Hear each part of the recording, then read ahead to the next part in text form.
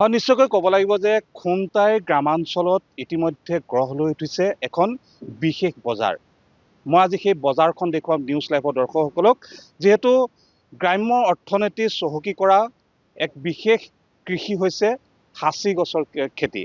আৰু সাঁচি গছৰ খেতিয়ে গ্ৰাম্য অৰ্থনীতিৰ ভঁৰাল চহকী কৰিছে আৰু বহু যুৱক যুৱতী, নিবনুৱা যুৱক ইতিমধ্যে সংস্থাপিত হৈছে।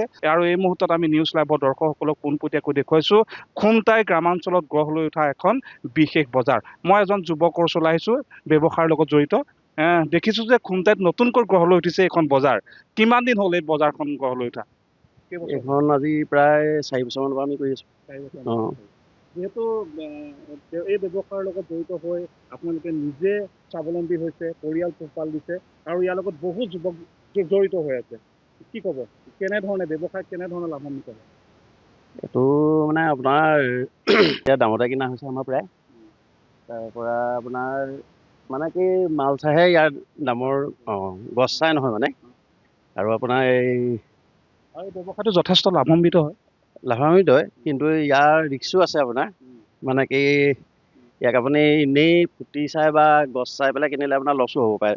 দামৰ ওপৰতো কথা আছে। যিজোপা গাছ এতিয়া কিনিব লাগে 5,000, সেইজোপা আমি এতিয়া দামতো কিনিবলগীয়া হৈছে বা কেতিয়াবা লাভো হয়, কেতিয়াবা লোকচানো হয় এই বেপাৰটোত। ইয়াৰ জৰিয়তে বহু যুৱক সংস্থাপিতও হৈ আছে। হৈ আছে।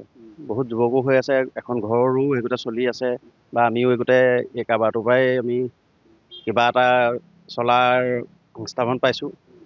এনেকেই আৰু বহু পৰিয়াল হৈ আছে। গোটেই এতিয়া আপোনাৰ এতিয়া আগতে হেৰিটো নাছিলে, এতিয়া আপোনাৰ বৰপথাৰ সৰু পথাৰৰ পৰা ধৰি এইফালে ফলঙৰ পৰা ধৰি আগতে মাল নাছিলে, এতিয়া সেইফালেও বহুত উন্নতিৰ পথলৈ গৈ আছে এই কাৰবাৰটোৰ পৰাই। ৰোপণ কৰাৰ পিছত আপোনাৰ এতিয়া মালে ধৰিব লাগিব। মালে ধৰিলে আপোনাৰ সেইটো মালৰ ফুটি চায়ে সেইটো মানে কি বা ৰং চাই আপোনাৰ দাম দৰ হয়।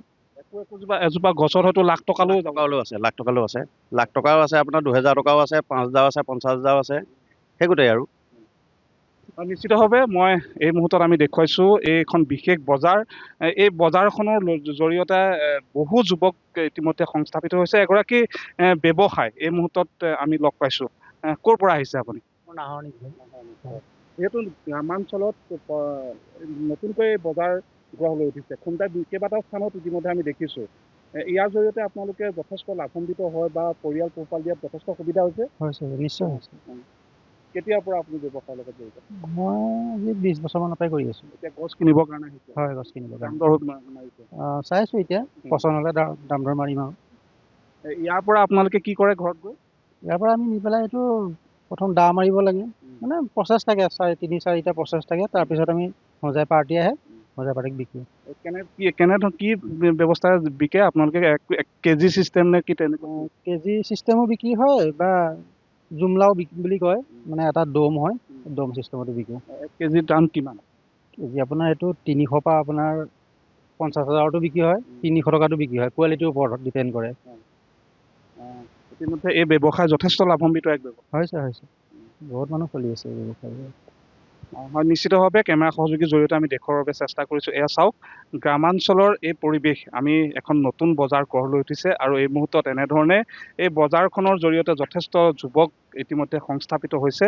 আৰু এনেধৰণে ক'ব লাগিব যে গোলাঘাট জিলাৰ খুমটাই সমষ্টিৰ অন্তৰ্গত এই যি যোগীবাৰীত, এই যোগীবাৰীৰ লগতে কেইবাটাও স্থানত ইতিমধ্যে নতুনকৈ এই যি সাঁচি বজাৰ ইতিমধ্যে গঢ় লৈ উঠিছে আৰু ব্যৱসায়ৰ জৰিয়তে যথেষ্ট লাভান্বিত হৈছে।